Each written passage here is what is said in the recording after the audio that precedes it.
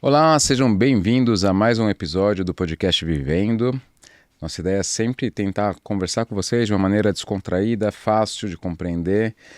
A gente traz brincadeiras no meio também, traz filosofia no meio também, mas a gente sempre está tentando trazer um pouco de informação de qualidade para vocês. Hoje estou aqui com um grande amigo meu, Dr. Daniel. Dr. Daniel, a gente trabalha junto há muitos anos. E então a nossa equipe cirúrgica é junto, mas não só a equipe cirúrgica, como nós somos amigos mesmo, a gente se frequenta fora, já desde a época de residência, somos brothers. Bastante tempo. Valeu, Daniel, obrigado por estar aqui com a gente. E se apresenta um pouco, meu, fala você mesmo. Bom, primeiramente, obrigado pelo convite, né? Acho que te falou tudo, nós somos amigos há, sei lá, 20 anos já, quase, é bastante tempo. Não, não fala, não, acho que é 5. 5 anos, né? 5. E, bom, minha trajetória, eu fiz faculdade e residência na USP, aqui em São Paulo, né? Na Faculdade de Medicina. E terminando a minha residência, foi lá que a gente se aproximou bastante, né? A gente ficou lá na endometriose, na equipe de endometriose do HC por muitos e muitos anos, né? E aí acho que desenrolou essa amizade e tanto fora das 4 linhas do centro cirúrgico e acabei indo para o Hospital Albert Einstein, onde eu fiz minha vida lá agora, né? Faço parte de uma equipe de endometriose lá do hospital e desde 2023 para 2024 faço parte da diretoria da Sociedade Brasileira de Endometriose. Então essa é a minha trajetória no entendimento, no estudo e no tratamento de pacientes com endometriose. Maravilha, tá vendo? Então, como vocês podem ver, um cara mega capacitado aqui pra gente poder bater um papo. E acho que o melhor que ele não falou, ele é São Paulino, assim como eu. São Paulino.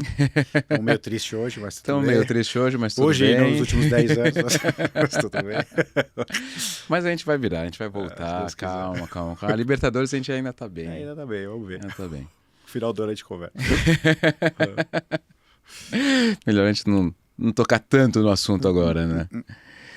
Mas não vou chamar Daniel porque eu não te chamo de Daniel. Caraça. Pode ser. Vamos falar hoje, a ideia é a gente falar de tratamento clínico, né? E é um assunto polêmico, porque a gente vê nos últimos anos uma tentativa de demonizar hormônios, né? De se falar muito mal de hormônio, só que a gente usa, né? E como falar com o paciente, como refutar essas, ai doutor, eu não quero hormônio e tal. Então a ideia é a gente tentar abordar um pouco tudo isso, falando sobre a importância dos hormônios e tudo mais, mas que a gente sabe que o tratamento clínico não é só isso. Então deixa você falando um pouquinho primeiro e a gente vai fazendo algumas considerações, a gente vai trocando figurinha aqui. Para mim, Patrick, eu não considero um tema polêmico, do meu ponto de vista, tá? Porque o tratamento da endometriose, ele começa pela clínica, né? Então, assim, eu espero que a gente saia daqui com a ideia, né, passado nesse podcast, de que endometriose não é sinônimo de cirurgia. Perfeito. Isso é uma coisa que a gente bate na tecla quase sempre, todos os episódios. Toda aula que eu dou, assim, eu termino com essa frase, né? Então, assim, endometriose não é sinônimo de cirurgia. Então, obviamente, a gente vai até comentando aqui, quando a gente pega um paciente com endometriose e a gente faz o diagnóstico da doença e tal, a gente vai acabar comentando, existem algumas indicações cirúrgicas imediatas, etc., que eu acho que sempre vale a pena a gente sempre relembrar isso, mas são coisas raras, né? Ou seja, significa que a maior parte das pacientes que a gente consegue atender, a gente consegue fazer o tratamento clínico na paciente, né? E eu já vou comentar sobre o tratamento clínico, qual que é, o que a gente vai poder fazer, etc. Mas grande parte passa pelo hormônio, né? Pela parte hormonal, né? Por quê? A endometriose, por natureza, é uma doença hormônio dependente, né? Então, se é uma doença hormônio dependente, a gente pode iniciar tratamento para grande parte das pacientes. Obviamente, existem pacientes que não vão poder usar, ou porque não querem, ou porque querem engravidar. Lembrar que a endometriose é uma doença que acomete a paciente em idade reprodutiva, muitas vezes elas querem engravidar, então não é indicado nessa forma, ou algumas pacientes têm contraindicação ao uso hormonal. Mas a maior parte delas a gente consegue fazer o tratamento clínico hormonal. E olha que interessante esse dado. Mais de 70% das pacientes que a gente inicia o tratamento clínico melhoram com o tratamento hormonal, né?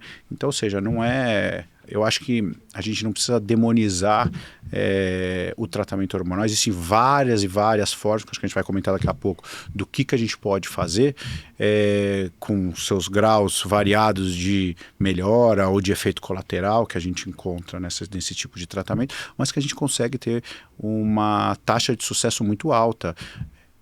E dessas pacientes que a gente não consegue ter, obviamente que a gente vai fazer uma investigação complementar para tentar entender por que não melhorou, se existem outras causas que justifiquem a dor que essa paciente possa ter, para a gente pensar num tratamento cirúrgico, né, complementar.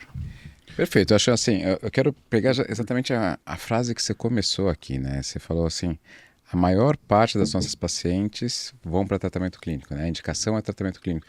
Então isso, assim, vai exatamente ao oposto do que a gente vê muitas pessoas falando Sim. nas mídias sociais, né? Poxa, gente, mas o doutor fulano de tal, doutor ciclano, doutor Beltrano falou que eu tenho que operar, que o tratamento da endometriose é cirúrgico, que é só isso que vai resolver. Não é. É uma coisa que a gente bate na tecla sempre, né? A maior parte das pacientes vão para o tratamento clínico. A endometriose é uma doença de tratamento clínico. Na falha do tratamento clínico, a gente pensaria no cirúrgico, e é lógico, tem as condições de indicação cirúrgica absoluta, que a gente pode discorrer também, mas assim, é uma coisa que as pessoas têm que entender que assim, endometriose não é sinônimo de cirurgia, como você bem falou logo no começo, e a gente vai repetir isso algumas vezes durante o podcast, porque acho que é uma das coisas mais importantes que a gente tem que ter em mente. Ah, Patrick, poxa, Daniel, vocês operam quase todo dia. Como assim? É que a gente atende muita paciente, e aí algumas delas vai para procedimento cirúrgico, né? Isso que você falou é muito importante, porque a partir do momento que a paciente, ela recebe o diagnóstico de endometriose, a primeira coisa que ela pensa é, vou operar. É a primeira coisa, nossa, vou ter que me submeter a um procedimento cirúrgico.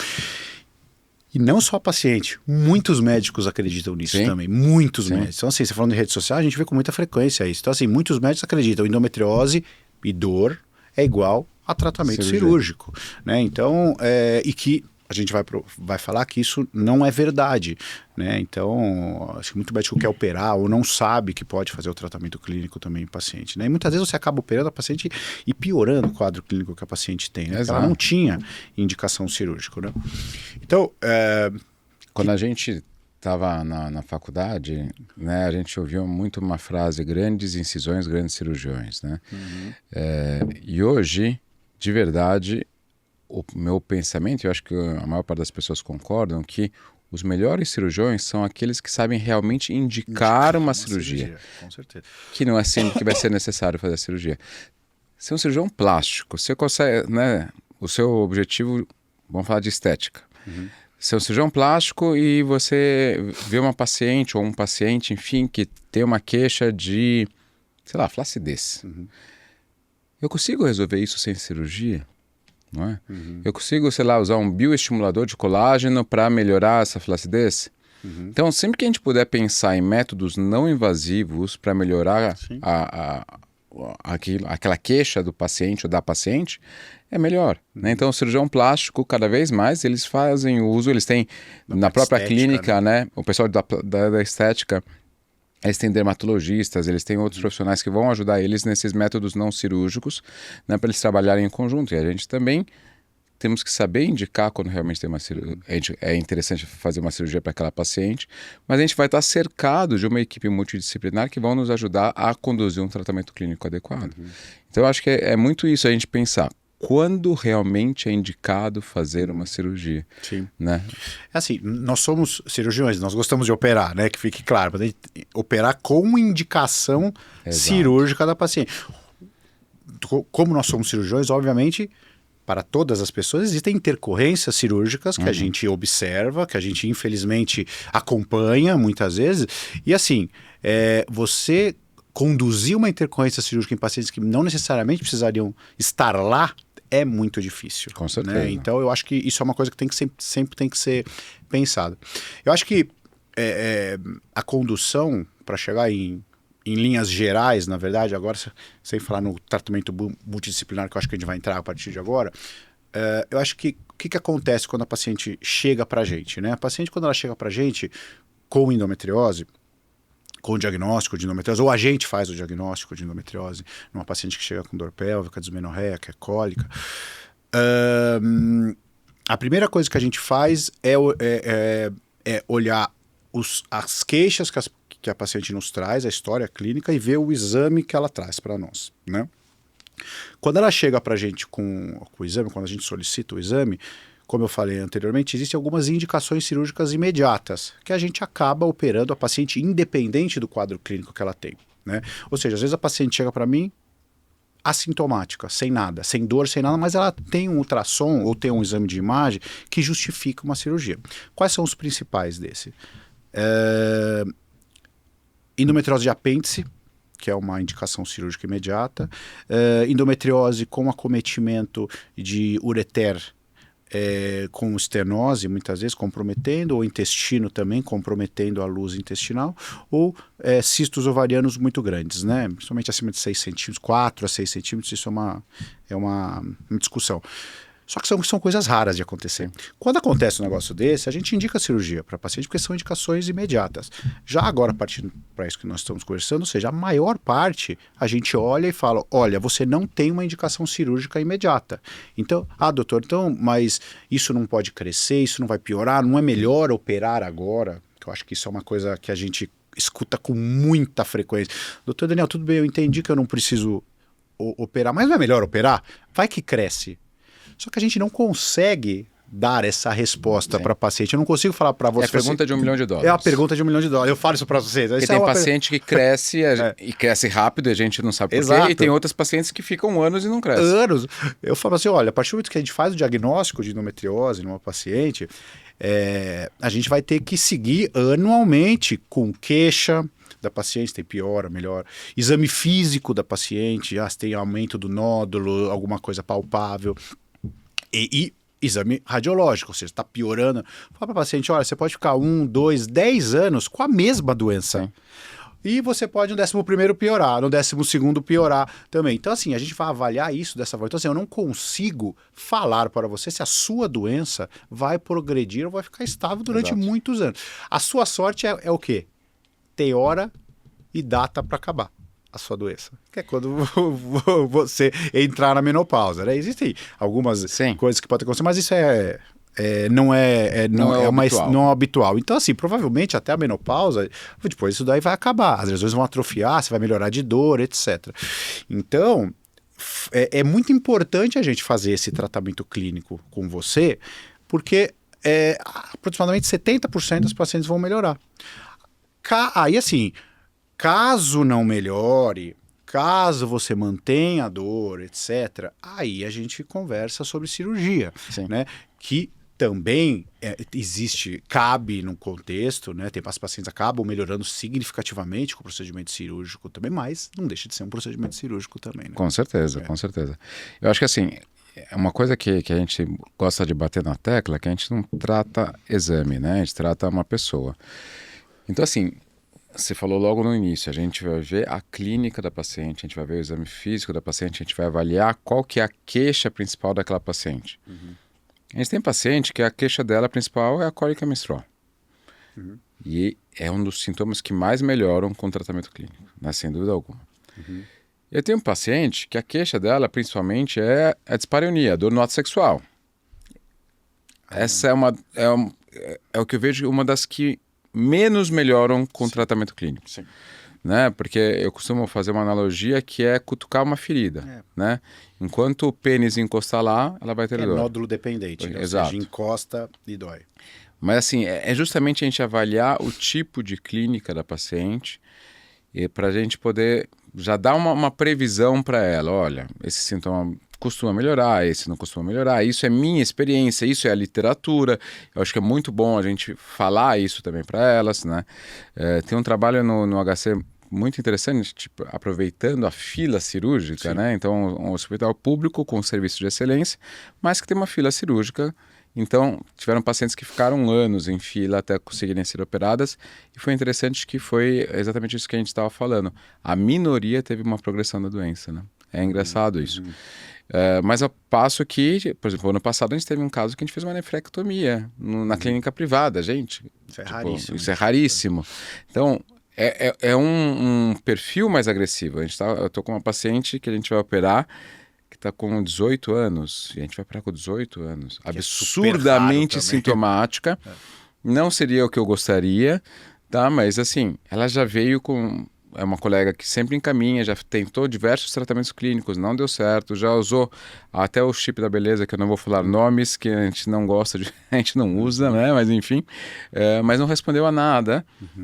E a colega até tinha encaminhado para colocar o implante, até porque, tipo, gente, eu não sei mais o que fazer.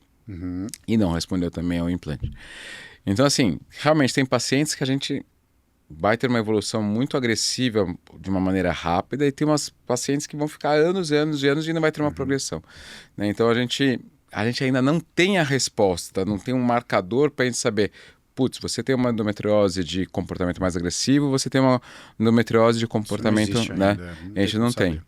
Eu lembro até hoje, ela ainda é minha paciente, mas é uma paciente que já está na menopausa, já está no climatério, né, melhor dizendo.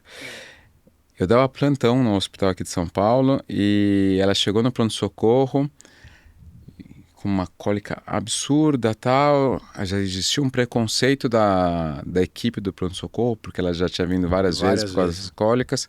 Eu cheguei a fazer morfina para ela, né? A gente sabe os opioides que dão baratos, que não dão, né? Então, eu falei, não, tentei com analgésico comum, tentei anti-inflamatório, cheguei na morfina para ela.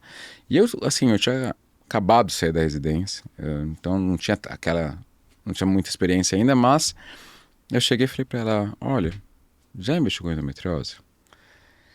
E aí a hora que ela melhorou da cólica, que eu fui fazer um toque realmente, porque eu não tinha feito toque nela, porque ela estava com muita dor, eu não quis tornar o exame ainda mais traumático. E ela tinha melhorado, vamos lá para a sala, vou te examinar. Cara, eu coloquei o dedo, tinha um Baita brocotoma, cara, assim, uma das maiores endometrioses que eu já vi na vida, assim, só pelo toque. Eu falei, gente do céu, o que é isso? E aí, assim, como eu tinha pouquíssima experiência, né, aí ela veio pro consultório, porque ninguém havia falado para ela. Apesar de eu ser novo, nem... Só um parênteses que você falou, isso prova o quê? Que exame? Os médicos não conhecem endometriose, as pacientes acham que sentir dor é normal, né? Você mesmo falou uma frase super interessante, né? Falou assim, ó, o povo do pronto-socorro já tinha preconceito. Por quê? A paciente chega lá com dor e fala assim, putz, ela é uma paciente chata, chega. Ninguém nunca... Ou é aquela viciada em Aquela Dolantina. viciada em morfina. É. E, ou seja, nenhum médico examinou essa Exato. paciente. Aí dá pra saber que ela tinha um nódulo lá. Você imagina quanto tempo essa paciente sofreu Exatamente. até você fazer o diagnóstico de endometriose dela. Exatamente. Aí eu mandei, na época eu mandei pro Manuel. O Manuel me ligou. Falou, olha, tem um... Falou, cara, assim, é uma das piores endometrioses que eu já vi na vida. Só que ela ficou completamente assintomática com o desogestrel. Tá vendo? Tá? Uma pílula comum que tem em qualquer farmácia. Eu cheguei, na época só tinha uma marca, prescrevi e ela ficou bem. Ou seja, passou anos, não precisou operar. E aí, assim, por que eu vou levar essa mulher para o centro cirúrgico com uma doença que invadia raízes sacrais, uma doença intestinal próxima à borda anal, com chances de complicações inúmeras, sendo que ela fica bem com desogestrel? Putz, Patrick, mas e aí? Ela não quis engravidar? Ela quis. Ela quis engravidar, a gente fez um bloqueio longo e fez uma FIV nela e ela engravidou. Olha que coisa interessante. Tá? E assim... E depois da gravidez, eu mantive ela com o desogestrel até a menopausa. Evitou uma baita de uma cirurgia com todas as intercorrências que você podia encontrar, né? Essa era aquela paciente que poderia eventualmente ficar com a bolsinha pro resto da vida. Essa era a paciente que poderia ficar manca. Né? Se sondar pro resto da vida. Sondar pro resto da vida. Problemas evacuatórios depois. Então, assim, olha o quanto de complicações possíveis que poderiam ter ocorrido com ela e a gente evitou com um bom tratamento clínico. Foi só o desogestrel? Não, eu fiz físio, eu fiz ajuste nutricional e tal. Aliás, ela é físio. Mas a gente fez fisiopélvica também. Mas assim, imagina se eu fosse daquela onda natureba, tipo, hormônio faz mal, não pode, vamos pra cirurgia. Toda paciente... Cara, olha o quanto poderia ter sido ruim para ela. Sim. Então assim, eu não trato o exame. Né? O Manuel me ligou falando que tinha uma baita endometriose, sim. Mas tinha alguma, dentro desse exame, tinha uma indicação precisa de cirurgia? Não tinha obstrução nem intestinal, nem ureteral, não tinha apêndice, não tinha cisto ovariano volumoso. Então, assim, a gente... E durante todos esses anos que você fez acompanhamento, teve uma progressão gigantesca da doença? Não. Não teve. Mas o engraçado, quando que aconteceu, né? Porque em algum momento... Cresceu né, significativamente. Quando aconteceu, a gente não sabe. Não sabe. Mas ela chegou para mim num estágio super avançado, mas que estagnou, né? E a gente conseguiu mantê-la só com tratamento clínico, bem, né?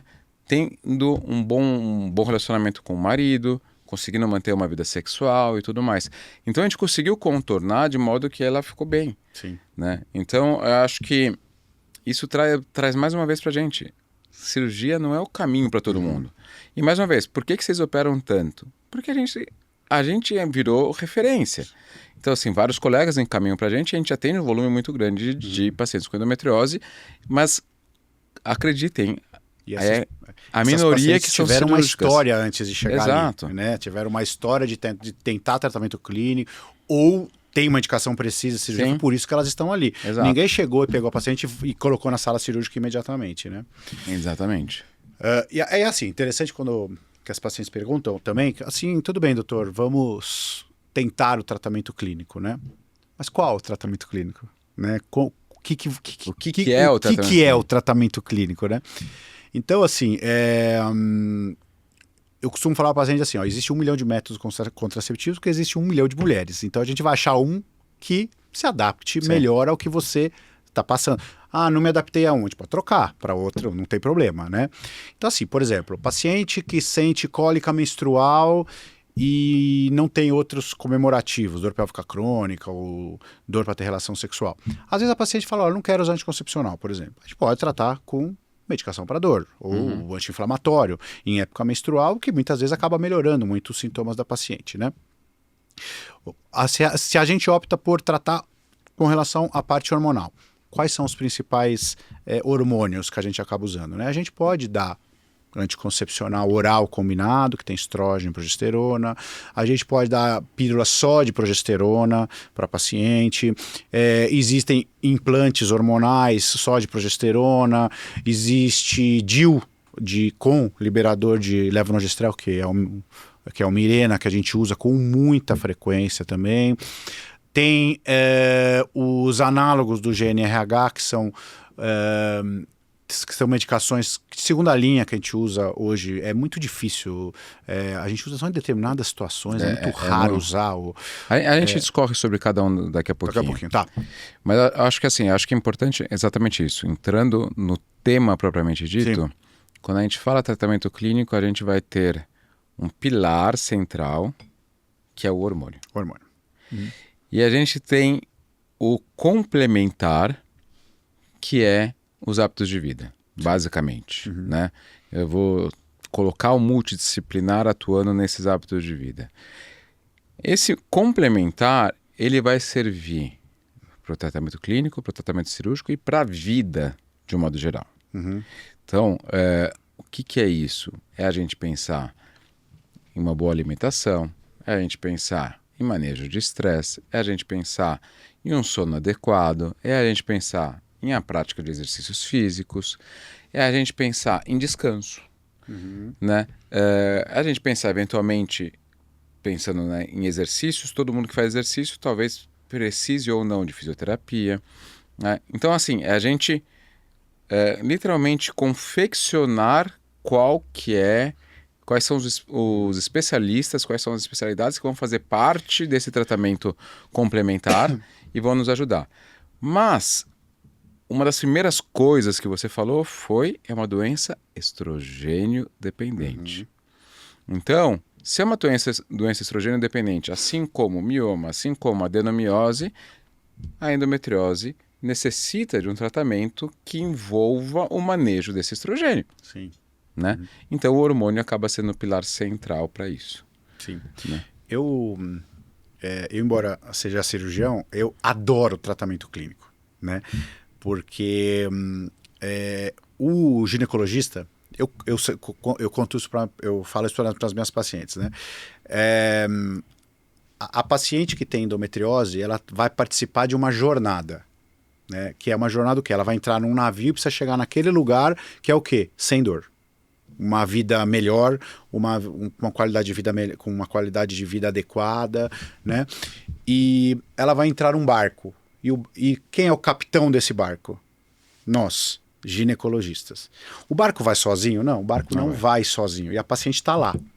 O ginecologista é o capitão desse barco e as pessoas que trabalham são a equipe multidisciplinar, né? Que vai ajudar esse barco com esta paciente a chegar nesse destino dela, né? E nós, como ginecologistas, nós somos o capitão dessa...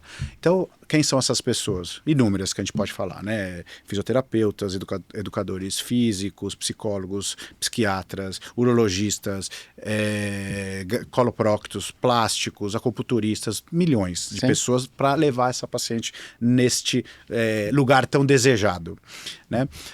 E nós, como ginecologistas e sendo o capitão desse barco, a gente tem uma oportunidade única, que é o quê? A paciente, ela chega pra gente.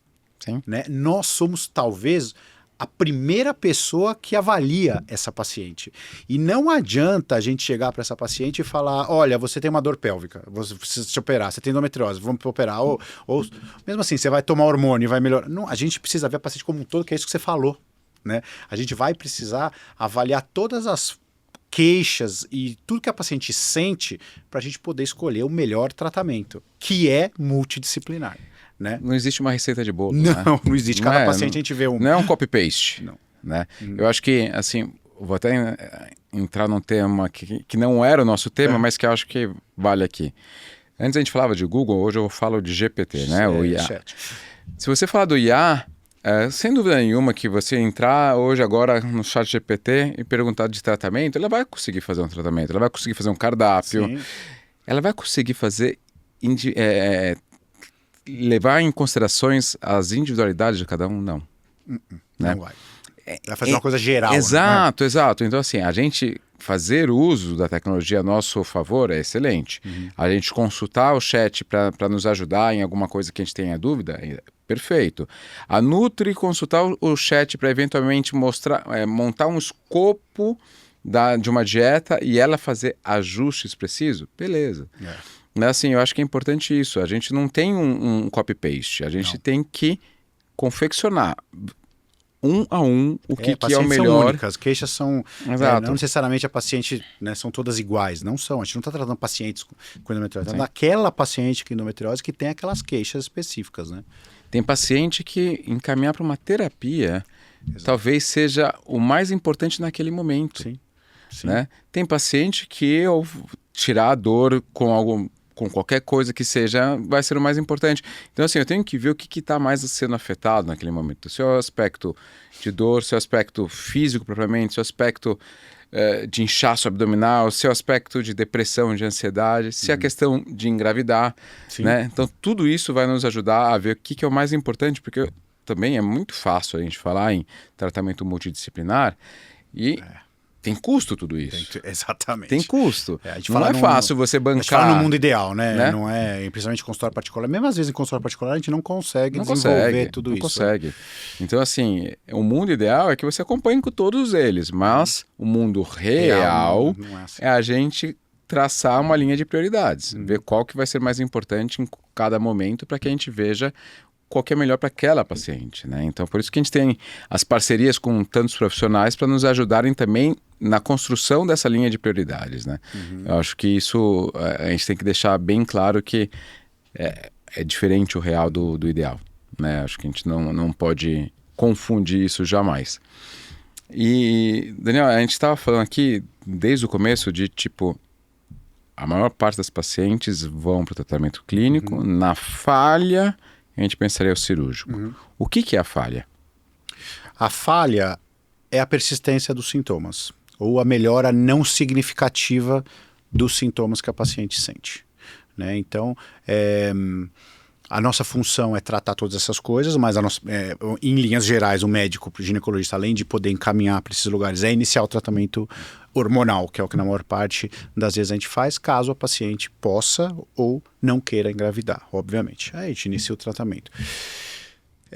O tempo é algo protocolar, na verdade, né? A gente utiliza um valor de 6 meses como forma de tratamento, né? Só que isso depende de paciente para paciente. Às vezes a paciente pode tentar o tratamento clínico por 3 meses e falar para mim, doutor Daniel, eu não estou satisfeita, mantenho dor, não melhorou absolutamente nada, que tal a gente ir por um outro lado? Perfeito também, né? Ou às vezes a gente pode passar desses 6 meses também. A paciente opta por passar, chega a 6 meses e fala, doutor Daniel, eu não melhorei. Será que não dá pra gente trocar o método?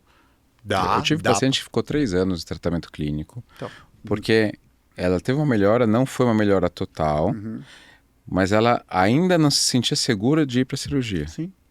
E aí depois de 3 anos ela chegou e falou, Patrick, eu tô cansada. Sim.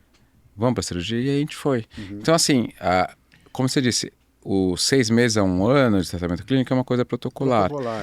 Mas a gente tem que sentir o momento da paciente também. Exato. Né? É mais uma vez a individualidade né, falando aqui muito importante. Existem consensos, existem protocolos e está tudo certo.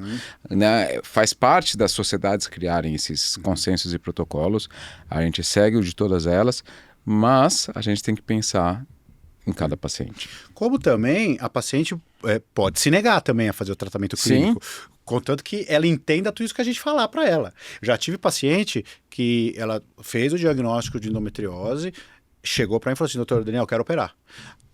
A nossa função como médico é explicar para ela que existe um tratamento clínico e que a gente pode fazer com uma taxa de sucesso muito alta, se ela não tiver indicação cirúrgica imediata. E a paciente pode optar também. E falar, olha, doutor Daniel, eu entendo, mas eu não quero. Exato. Tudo bem também. Exato. Individualidade da paciente. Decisão compartilhada. Decisão compartilhada, né? Porque assim, a gente, talvez nas gerações anteriores, meu pai era médico, talvez na geração do meu pai ainda tinha-se muito de que o médico é Deus, tudo, né? Quase isso, né? Tipo, então o médico falou, ele manja, ele sabe o que ele impõe aquilo. Não. Né? Acho que a gente hoje, nosso dever, muito mais do que impor o tratamento, a gente expor as evidências, a gente conversar com o paciente, falar tudo isso que a gente está tentando discorrer aqui, mas a decisão é em conjunto. É em conjunto. Então, uma paciente mega sintomática, super sintomática mesmo. Ela tem um nódulo bem importante no paramétro direito, ela tem uma dispareunia muito forte, que assim, e ela tem reflexo essa dispareunia de profundidade, ela tem um vaginismo mesmo, e ela assim, ela mal consigo fazer o exame clínico nela, sabe? É bem sintomática mesmo. E indiquei a físio, ela ainda está difícil, então assim, é uma paciente que eu tenho que ir para a cirurgia. A ideia é, no intraoperatório mesmo, a gente aproveitar que ela já vai ter analgesiada e fazer um bloqueio, né? Talvez um botox, alguma coisa para facilitar até o trabalho da físio. Mas ela falou, Patrick, eu tô com um trabalho, um projeto, ela trabalha na área de tecnologia, que eu preciso entregar até a primeira quinzena de agosto. Vai fazer muita diferença se eu operar no começo de setembro? E eu falei, olha, para mim não. Não, você tá sentindo a dor, né? É muito sentir o quanto você tá com dor, é muito sentir as suas prioridades nesse momento. A gente consegue? A gente vai fazer uma prescrição de modo que eu consiga controlar melhor a sua dor agora. A gente vai usar talvez opioide, alguma coisa, para que ela não sofra tanto. A parte da relação com o parceiro talvez fique comprometida mesmo, porque ela é muito sintomática, a gente está tendo dificuldade de ter sucesso só com tratamento clínico e fisioterápico, mas a gente vai tentar sentir o momento dela, né? E assim, a gente vai operar ela quando ela estiver pronta para isso. Eu tenho uma meta de trabalho agora, beleza, vamos te ajudar a cumprir a sua meta de trabalho. Né? Eu tenho uma meta educacional agora, vou te ajudar putz, Patrick, eu vou ter vestibular. Eu não queria operar agora. Tá bom, vamos te ajudar. Ou seja, não é uma urgência ter que operar amanhã, né? Ou seja, ela pode... Vamos ajudar com que ela consiga chegar naquele momento, né? Então, acho que é muito isso, a gente vê o momento daquela paciente, né? E pode ser que, inclusive, com isso a gente, né, postergando, a gente consiga um sucesso tal que a gente mantenha o seu tratamento clínico depois, né? Então, tudo isso é muito maleável, né? Já aconteceu várias vezes, a paciente fala assim, doutor, melhorei. Sim. Às vezes mudou de vida também, né? Que acho que alguns pilares foram resolvidos que a gente conversa, né? Que é exercício físico, alimentação, controle de estresse, que nem você falou. E a paciente, no final das contas, de repente olha e fala, puta, melhorei. Sim. Não tenho mais aquela dor que eu tô, ou seja, não vejo mais necessidade de operar. Exato. Né? E tá tudo certo. Exato. Você continua acompanhando a doença, porque vai ser um acompanhamento crônico, que nem uma diabetes, uma hipertensão arterial, mas pode ser que você nunca tenha indicação cirúrgica. Né? Acho que é muito válido a gente lembrar esse tipo de coisa. Então vamos falar um pouco sobre hormônio propriamente dito, né? Então você falou várias coisas aqui, né? Então a gente tem comprimido, a gente tem implante, a gente tem DIU, a gente tem anel, a gente tem adesivo, a gente tem injetável. Esqueci algum? Não. Acho que falei tudo, né? Implante você falou, né? Falei. Então, a gente tem várias classes aqui de anticonceptivos. São todos contraceptivos. E tem os análogos, mas a gente deixa o análogo um pouquinho de lado, porque... É segunda linha. Né? Exato. Né? Tem muito efeito colateral. Não é... A gente usava com muita frequência, né? Usava. Com muito mais frequência o análogo. Hoje em dia, os estudos mostram que é exceção. Então, vamos falar um pouco sobre as classes de anticoncepcionais. Mas antes de você entrar nas classes de anticoncepcionais, existe contraindicação para hormônio? Se existe contraindicação para hormônio? Sim, existem algumas contraindicações para hormônio. Ou seja, acho interessante você falar isso porque quando a gente pega a paciente, novamente, individualizar a paciente. Então, eu acho que a gente tem que expor todos os métodos que pode. Olha, na história clínica nós já vamos... talvez saber se ela pode usar ou não determinados tipos e expor para ela quais que ela pode usar e ela escolher também o que cabe melhor na vida dela. Por exemplo, paciente tem endometriose e tem uma história de trombose, por exemplo, pessoal. Possivelmente alguns tipos de hormônio eu não vou poder dar para ela, né? Paciente tem uma história rica familiar de trombose. Falou assim, doutor, eu nunca usei anticoncepcional, mas minha mãe teve trombose, minha tia teve trombose, meu irmão teve trombose. Talvez eu também considere não usar um determinado tipo de hormônio. Ou talvez a gente investigue, Ou talvez investigue trombofilia. A paciente tem um nódulo de mama suspeito, foi biopsiado, talvez seja câncer, também não vou introduzir. Né? Só que isso aí, como a gente sabe, graças a Deus, é uma exceção. Quer dizer o quê? Que a maior parte das pacientes podem utilizar anticoncepcional. Talvez eu acho que as duas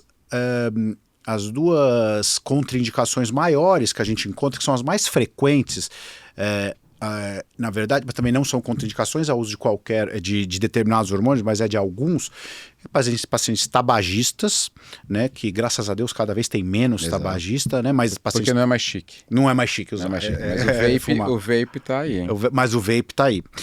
E pacientes hipertensas, né, que também existe uma contraindicação.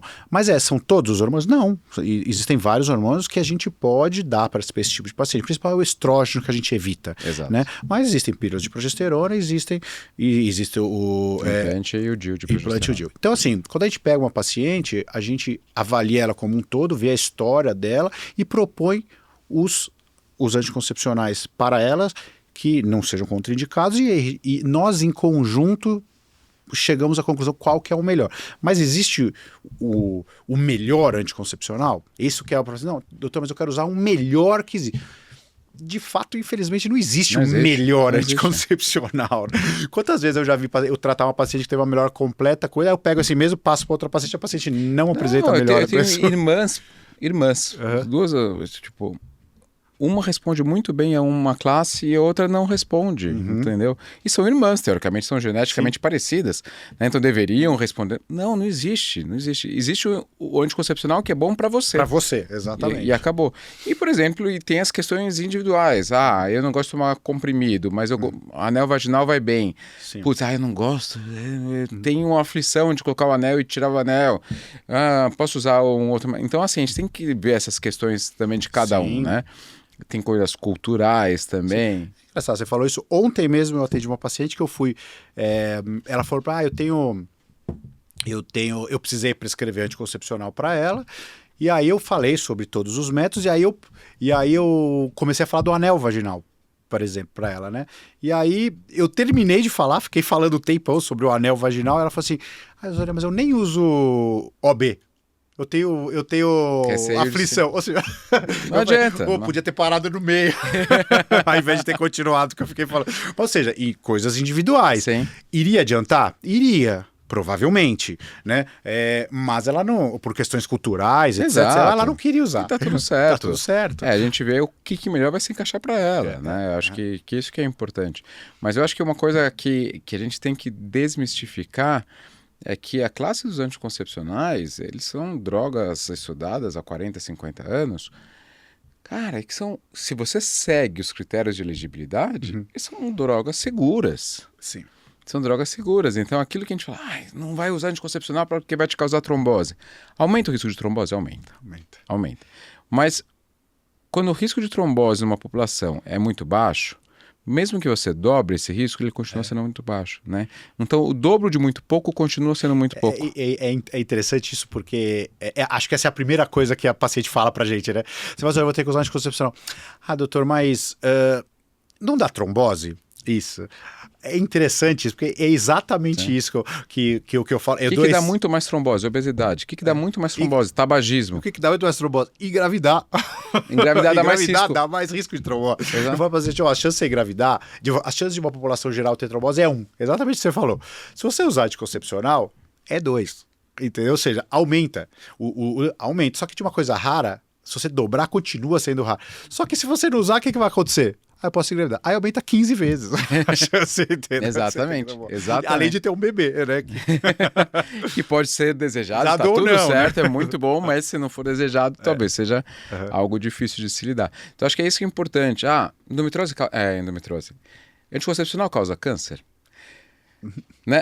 Talvez aumente um pouco o risco de câncer de mama. Talvez. Tá, mas os mais modernos atualmente até têm diminuído. Exato. Né? Então é isso, assim, a gente vê tanta gente falando nas mídias sociais, tipo, que falam uma saúde integrativa, enfim, tal. E pode até reduzir câncer, né? De ovário e de endométrio, né? Reduz em 50%. Exatamente. Né? Então, assim, eu acho que, desculpa, talvez eu esteja até ofendendo algumas pessoas falando isso, mas quando você fala, eu sou especialista em saúde integrativa. Saúde integrativa é o mínimo que eu espero de um médico. Com certeza. Né? Saúde integrativa é aquele médico que é tudo isso que a gente falou agora. Ele não vai tratar o exame, ele não vai tratar a doença, ele vai tratar o paciente. Sim. Isso é saúde integrativa. Não é você vir com um protocolo de soroterapia com azul de metileno. Isso é palhaçada. Não é você demonizar uma classe de medicamentos tão estudada e tão segura. Né? Então, e cada vez ficando mais modernos. Exatamente, né? Exatamente. Então, assim, não é você ser antivacina. Né? Tipo, poxa, quantas pacientes que, né, fugindo de tema, mas aproveitando da vacina, que eu acho que é sempre importante a gente falar, quantas pacientes evitaram tomar vacina de HPV por um monte de coisa que viram na mídia, e aí pegaram o HPV que transformou num câncer. Né? As pessoas esquecem que o HPV ele é responsável por mais de 99% dos cânceres de colo do útero, mais de 90% dos cânceres de vulva, vagina, ânus, orofaringe e pênis. Então, o homem também pega HPV, o homem também tem câncer de pênis. Esses esquecem, né? Esses esquecem. Então, assim, eu acho que, voltando, saúde integrativa é cuidar do paciente. Exato. É você não demonizar uma classe de medicamentos, é você saber as peculiaridades daquela paciente. Né? Então, isso é saúde integrativa. É a gente saber caminhar ao lado do paciente, guiando, como você bem falou, no barco, no navio, né, sabendo conduzir aquele trajeto, aquele tratamento. Acho que isso é uma saúde integrativa. Né? Então, a gente tem que parar de criar nomes, criar especialidades. Né? A gente já tem pré-definido o que vai fazer. E tratamentos milagrosos vão sempre surgir. Sempre. Vão sempre surgir, né? A gente estava falando essa semana, não vamos nem citar o que era, mas a gente viu né, um vídeo essa semana de um tratamento milagroso para fertilidade, né? Exatamente. Então, não existe. Não existe. Não existe. Não existe. Então, é mais uma vez, no episódio que eu gravei com a Marília, a gente falou de uma manobra milagrosa, olha isso, de fisioterapia. Se você fizesse uma manobra XYZ, que liberasse o ligamento XYZ, eu não vou nem falar exatamente, porque eu não quero levar desinformação. Se aumentava em 50% a chance da mulher engravidar. Nossa. Uma manobra de fisioterapia. E o pessoal, aí você entrava no post do Instagram, tinha não sei quantas mil curtidas. Eu falei, cara... Pois é. Né? Tipo, É desinformação isso. É desinformação. É desinformação. E muitas vezes você acaba pegando aquele público que está desesperado, né? Sim. Né? E aí você acaba fazendo o seu público nisso, né? Igual fazer a paciente, igual fala que medicações ou coisas que diminuem lesões de endometriose. Sim. Infelizmente não existe não isso. Existe. Não existe. Não isso. existe. É o que todo mundo quer. Não, o análogo existe, temporariamente. Só né? que você vai produzir uma... Você vai causar uma menopausa, um estado de climatério numa mulher de 25, 30 anos, né? Então, olha, todos os efeitos colaterais que você disso. vai ter, perda óssea, diminuição de libido, secura vaginal. Para dizer poucos, né?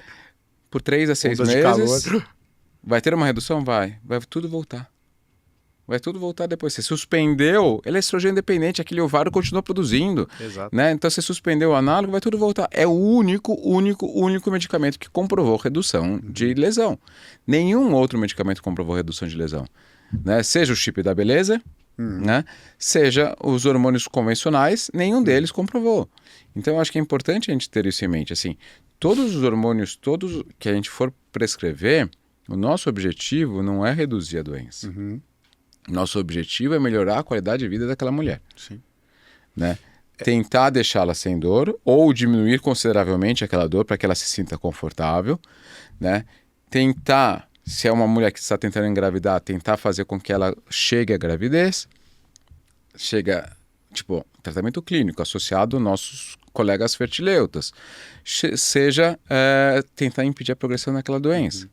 Né? Então, assim, o paciente persistiu com dor severa e incapacitante, depois de um período protocolarmente 6 a 12 meses, mas levando em consideração a individualidade daquela mulher, o momento daquela mulher, essa mulher pode ser que vá para a cirurgia. Sim. As lesões cresceram nos exames de imagem. Talvez né? seja uma doença um pouco que tem uma proliferação maior. Mais agressiva. Né? É engraçado, eu falei com a Ana Carvalhal essa semana de um caso, ela falou, Patrick, ela é muito jovem, essa paciente, olha só essa lesão. Se você não for operar agora, essa daqui você mantém bem perto, porque assim, olha, se ela é tão jovem e já está desse jeito, eu fico com medo de ser uma doença mais agressiva. Sim. A gente não sabe ainda ver qual que não é, como a gente falou desde o começo. Mas assim, é algo que a gente precisa ver. A gente pode ter o feeling, né? Falar assim, olha, exato. eu acho que isso aqui vai crescer. Isso daqui é o feeling, né? Exatamente. É o feeling, essa troca de figurinha. Né? Então, por isso que é importante essa troca de figurinha, né? A gente sempre está falando com todos os profissionais que estão envolvidos, né? Não é simplesmente pedir um exame, fez o exame, nunca falei com o radiologista na minha vida, nunca conversei. Cara, é importantíssimo falar com o radiologista, né? Então...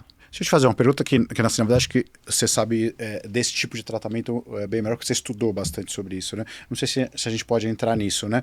Mas do tratamento hormonal, o que a gente ouve? Algumas vezes a paciente chega pra gente para falar da gestrinona. O que você acha? Eu sei que você estudou isso, né? Fez. Eu fui fazer curso, né? Para entender um pouco melhor isso. Se é para eu falar bem ou mal, eu vou estudar. Sim. Né? Então, assim, eu fui procurar o que saber. Gente, o que a gente tem de evidência, de estudo? A gente tem a gestrinona oral. De estudo, a gente tem gestrinona oral. Que existem outras formas de implante, né?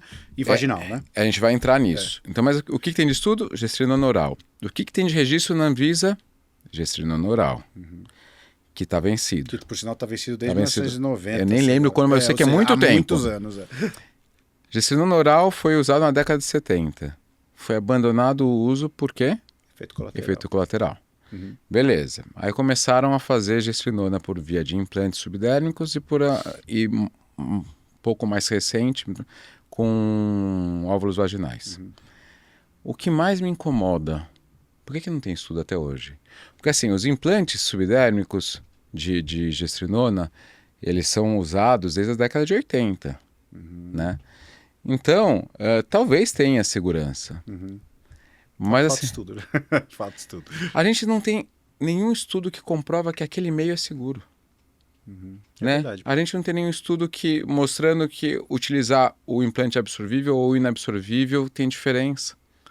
A gente não tem estudo para saber quanto que se mantém a concentração de gestrinona ao longo do tempo.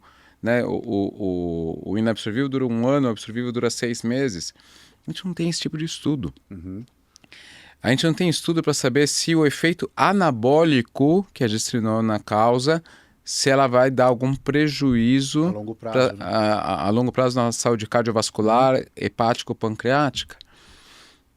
Então, cara, eu fico assim, tipo, beleza.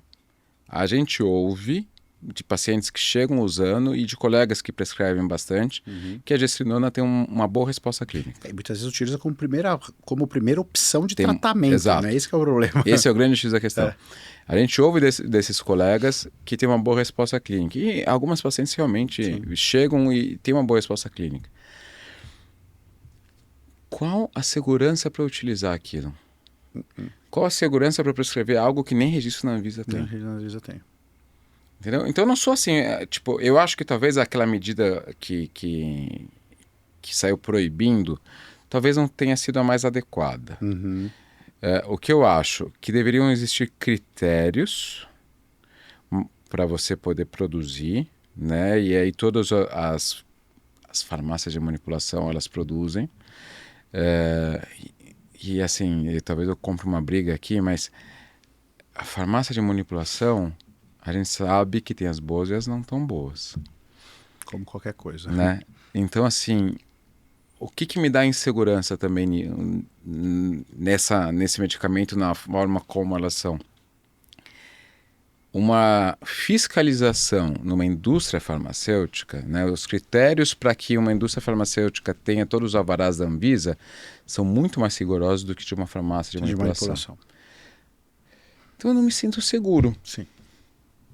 Esse é o bem da verdade. Eu não me sinto seguro por todas essas falhas que a gente vê. Tanto na segurança do medicamento, na melhora ou não, nos critérios das farmácias de manipulação. Porque como não tem mais registro na Anvisa, todas essas... A gente vai usar a gestrinona via uma farmácia de manipulação. Né? Não tem outro jeito de você fazer a gestrinona. Então assim, pode ser que seja uma boa droga. Pode ser. Pode ser. Mas assim, o que precisa ser feito? Um estudo sério, né, bem conduzido, isso sim precisa ser feito.